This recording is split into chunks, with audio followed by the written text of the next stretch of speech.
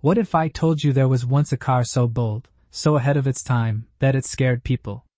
A car with a design so different it sparked national debate, media outrage, and even a best-selling book? This isn't science fiction, it's the story of the Chevrolet Corvair. Produced from 1960 to 1969, the Corvair was Chevrolet's daring leap into the unknown, a rear-engine, air-cooled machine that promised a future of sleek innovation, but delivered a legacy shrouded in controversy. In today's video, we're diving deep into the car that drove straight into the storm, the Corvair. Is it a misunderstood masterpiece or an unsafe disaster?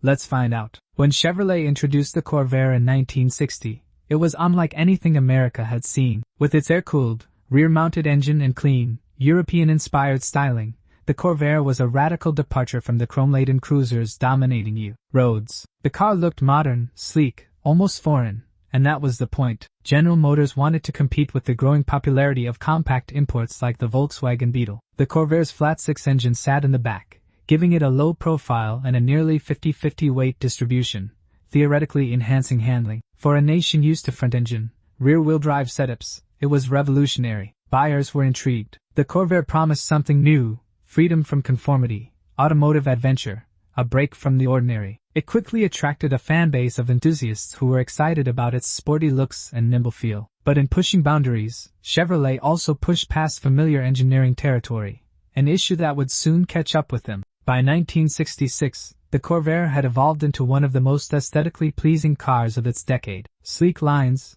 a muscular stance, and a refined silhouette made it a standout in showrooms. The 1966 model in particular is often seen as the pinnacle of Corvair styling: low, wide, and confidently different. Many owners from that era recall the joy of owning one, its responsive steering, compact feel, and that unmistakable sound of the air-cooled engine humming from the rear. It was fun to drive, and it turned heads. But there was an edge to that beauty. Owners also began to notice something unsettling. At higher speeds, the car felt twitchy. The rear end, once a badge of innovation, became a liability. The swing-axle rear suspension design, especially in earlier models, lacked the stability drivers needed when cornering at speed. As much as the car looked like the future, it started to feel like a gamble on the highway. The joyride, for some, was turning into a warning. Enter Ralph Nader. In 1965, this young consumer advocate published Unsafe at Any Speed, a scathing indictment of the American auto industry, and the Corvair was his prime example. Nader zeroed in on the car's handling problems,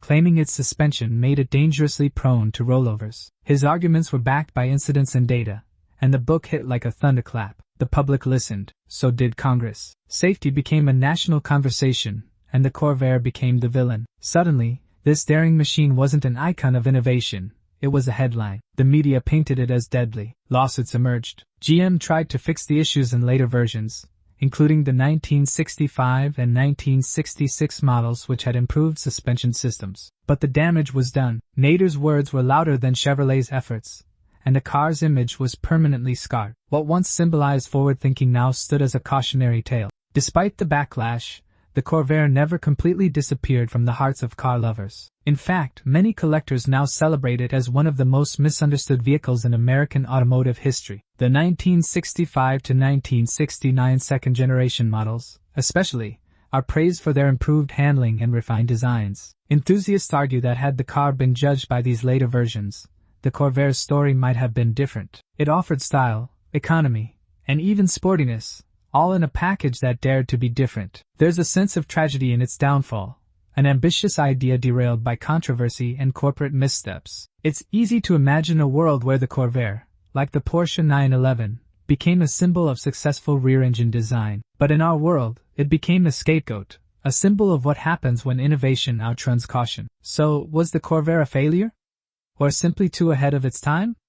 It's a question that still lingers. This was a car that challenged the norm, broke the mold, and paid the price for it. General Motors' bold experiment was ultimately buried under lawsuits, media fire, and a changing tide in automotive safety standards. But today, when you see a Corvair at a classic car show, there's a haunting beauty in it. It whispers a story of lost potential, of what could have been. Maybe, just maybe, it wasn't the car that failed, but the world that failed to understand it. The Chevrolet Corvair will always be more than a car. It's a symbol of innovation, ambition, and the high cost of standing out.